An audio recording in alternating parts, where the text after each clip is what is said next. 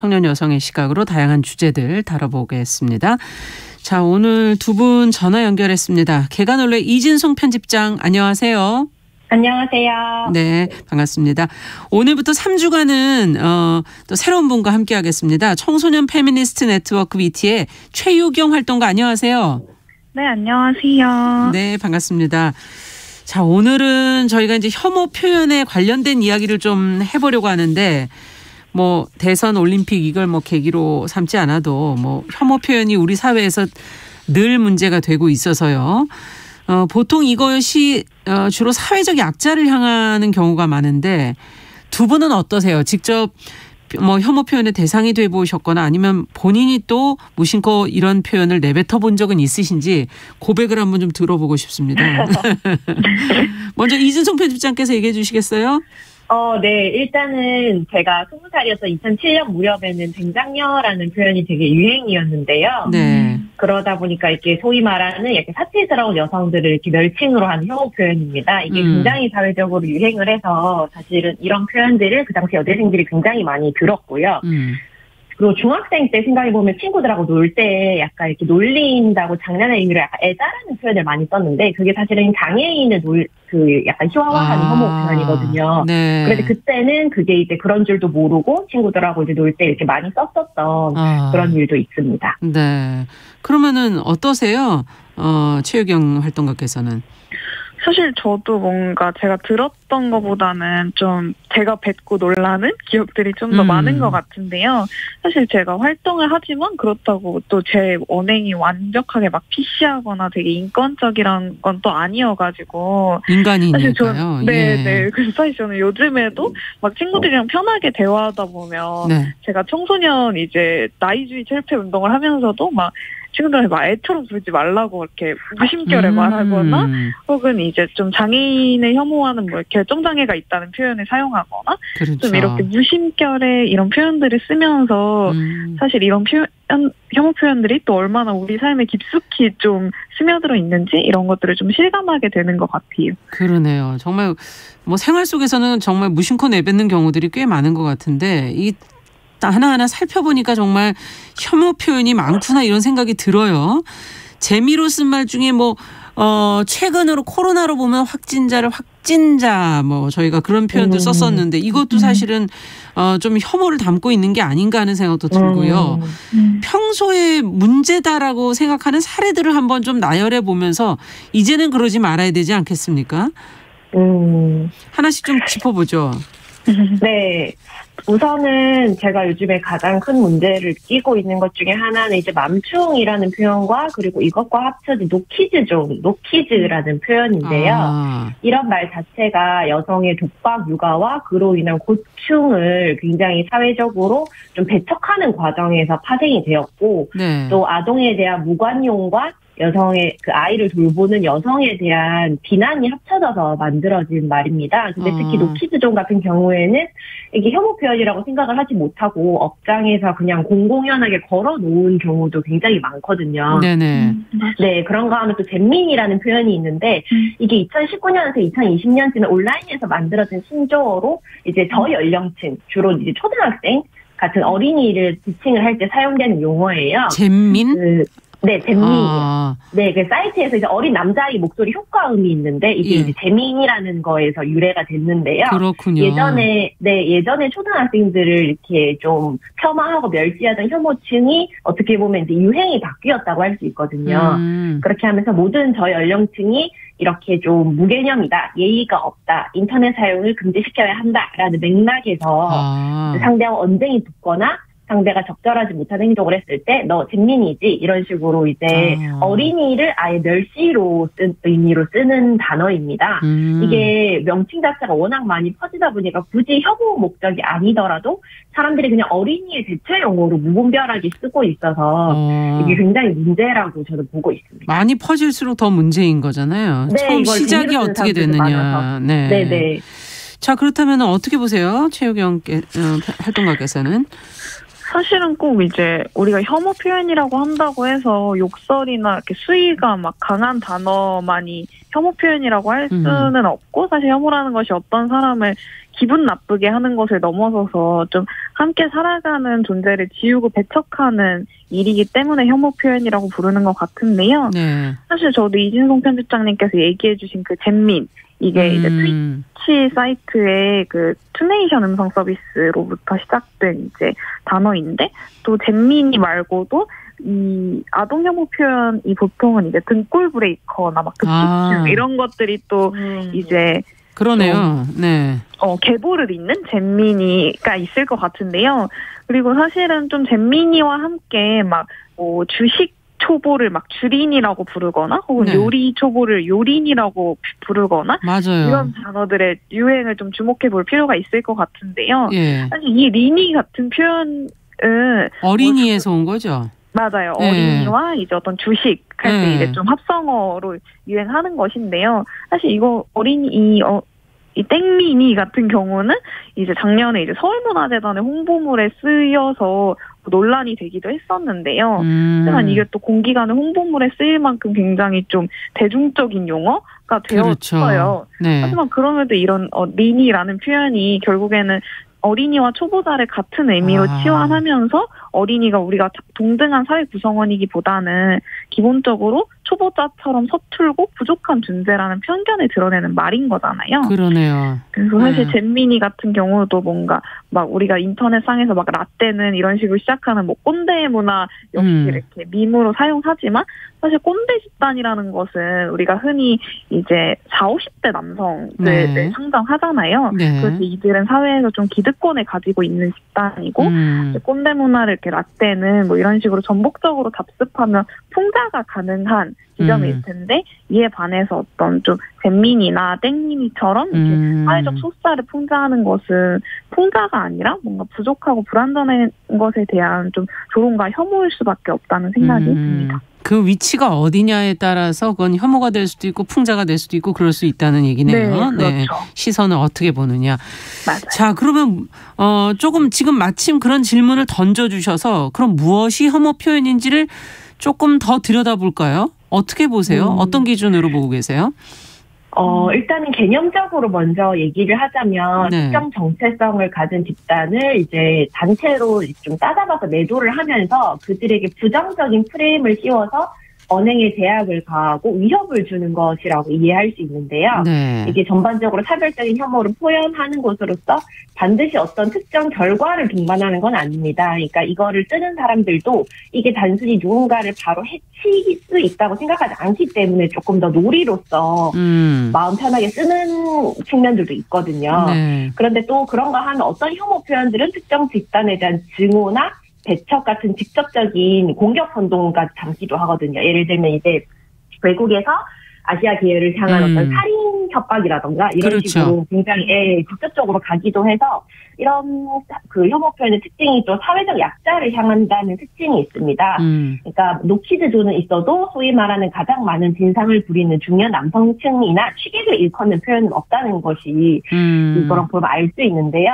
이런 일부의 문제, 아주 소수의 사람들이 일으키는 문제를 혹은 구조적인 문제를 그 집단 전체의 문제, 이 사람들은 원래 그렇다. 라고 돌리는 것이 혐오가 작동하는 방식이라고 이해할 수 있습니다. 네, 부정적인 프레임을 씌우는 것이고, 근데 저는 이런 것들이 나중에 결국은 지금은 당장은 직접적인 공격은 없지만 나중에 이제 또 공격이 될 수도 있지 않을까 뭐 이런 생각도 들기도 하고요. 예, 네. 걱정스럽긴 한데 어떻게 보십니까, 최유경 활동가? 사실 이러한 연구나 좀 보고서들이 계속해서 발간이 됐었던 것 같은데요. 이를테면 2018년에 국가인권위원회에서 발간한 혐오 표현 예방 대응 가이드라인 마련 실태조사라는 보고서에서는 이제 혐오 표현을 규제하는 기준으로 발화자의 의도, 권력, 표현된 언어의 내용과 형식, 피해자와의 권력 관계 등등 이제 되게 많은 기준들을 이제 좀 적어놓고 있군요. 네, 보여주고 있는데요. 이런 것들을 두루 고려해야 한다고 밝히고 있어요. 사실 이는 결국에는 사회적 맥락에 따라서 혐오 표현의 기준이 굉장히 많이 달라진다는 이야기인 거거든요. 네. 그럴 때 좀 이 다양하게 움직이는 사회 지형들 속에서 논의나 기준 역시 되게 역동적으로 변해가고 있다고 느끼고요. 실제로 사실 여성 혐오나 페미니즘 같은 것에 대한 사회적 인식 수준이 되게 몇 년 사이에 많이 높아진 것처럼요.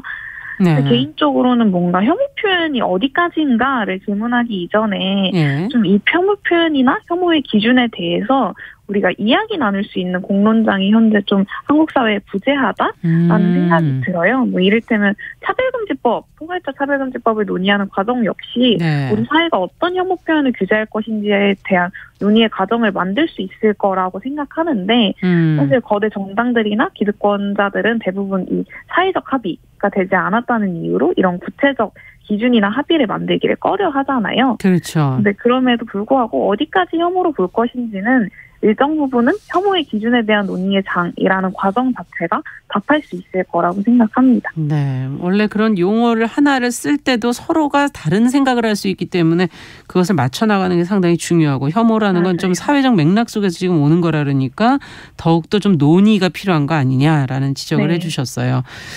아, 근데 지금 대선도 앞두고 있고 그래서 좀 더 양산되는 면도 있고요.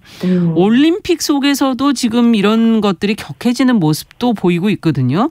네. 이것을 바라보시는 두 분의 시각은 어떠십니까?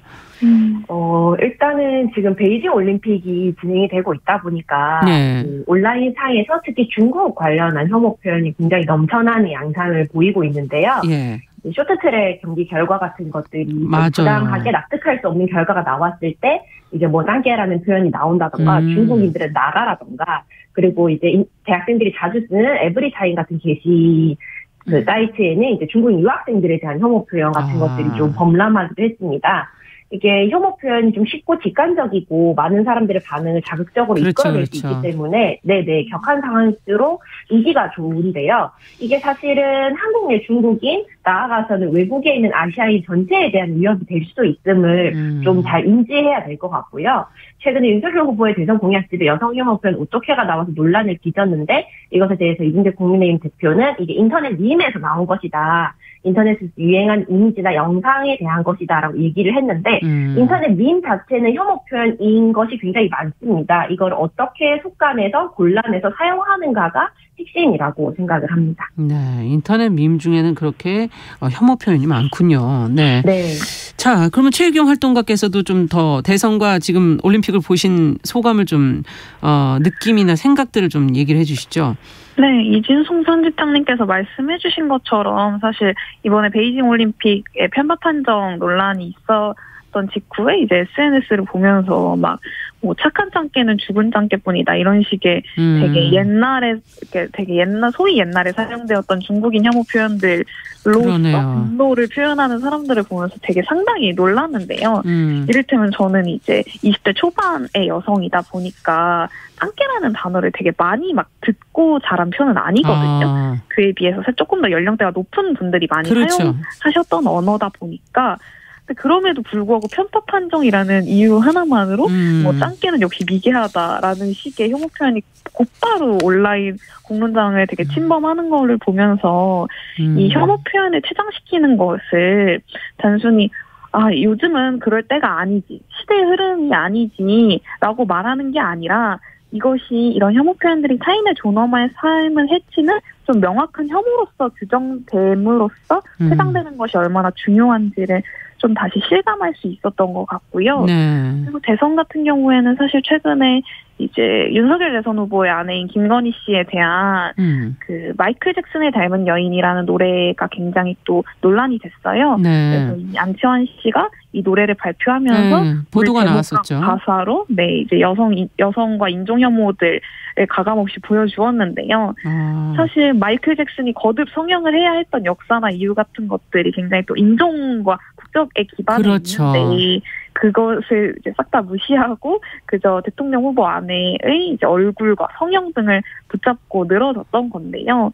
사실 특히 그 가수가 한 시대를 풍미한 이제 민중예술가라는 점을 고려하면 그가 노래로서 비판해야 하는 것은 김건희 씨의 얼굴이 아니라 윤석열 씨의 이제 여성가족부 폐지 공약이라던가 노동자 권리 부정이라는 좀 소수자 혐오적 행보들이 충분히 있었을 것 같은데요. 사실 이런 한 사태는 결국에는 마치 예전 막 박근혜 전 대통령의 하야 당시에 뭐 여자가 대통령을 하면 이렇게 된다. 그래서 이제 그의 대통령으로서의 잘못된 행보가 아니라 그의 약자성 내지 여성성 같은 것들을 문제 삼았던 것을 또 다시 회상하게 만드는 것 같습니다. 그러네요.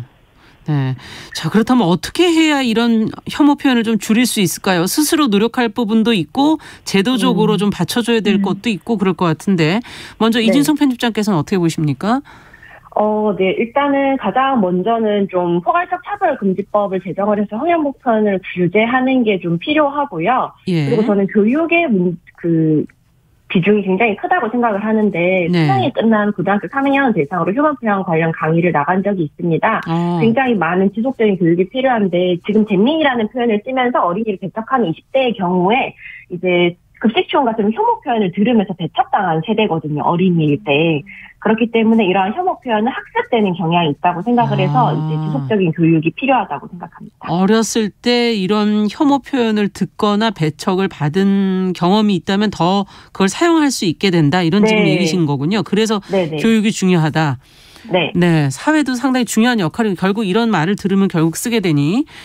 자, 그렇다면 최유경 활동가께서는 또 어떤 부분이 필요하다고 보십니까? 좀 이와 관련해서 한 가지 사례를 좀 소개해드리고 싶은데요. 네. 이제 얼마 전이죠. 2월 15일에 일본의 최고재판소에서 이제 헤이트 스피치, 이제 특정 집단에 대한 공개적인 차별, 혐오 발언을 제한하는 오사카시의 조례에 대해서 합헌이라고 판결했다고 합니다. 네. 그래서 오사카시 같은 경우에는 2016년에 일본 내에서 처음으로 이 조례, 헤이트 스피치 관련 조례를 제정해서 이제 헤이트 스피치를 이제 어떤 특정 인종이나 민족에 대한 사회에서의 배제, 권리 자유의 제한, 명백한 증오나 차별 의식 등등으로 정의한 바 있는데요. 그래서 이 조례는 실제로 실행에 기반이 되어서 일본 내 이제 혐한단체의 대표자의 성명을 또 공개한 바가 있어요. 물론 이 실명 공개 조치라는 이제 결과에 대한 필요성이나 유의미함 등은 또 따져볼 문제이겠지만 사실 이진성 편집장 말씀하신 것처럼 작년부터 혹은 또 유구한 역사로서 계속해서 이어지고 있는 한국 내 포괄적 차별금지법에 대한 요구들을 또 되돌아보게 만드는 사례라고 생각했습니다. 그래서 어제도 차별금지법 있는 나라 만들기 유세단을 같이 위치에서 참여했었는데요. 생각보다 차별금지법을 이제 차별을 하면 바로 형사처벌이 된다. 그렇죠. 표현의 자유를 침해하는 법안이다. 라고 오인하는 경우들이 있는데요. 알겠습니다. 하지만 실제로 이제 차별금지법이 제정된다고 차별이 곧바로 형사처벌로 이어지지 않는다는 점을 좀 기억해야 할 것 같습니다. 네, 주간 똑똑똑 여기까지 얘기 듣겠습니다. 감사합니다, 두 분. 네, 정용실의 뉴스 브런치 1부 마치고 잠시 후 돌아오겠습니다. 지금 시각은 11시 30분입니다. KBS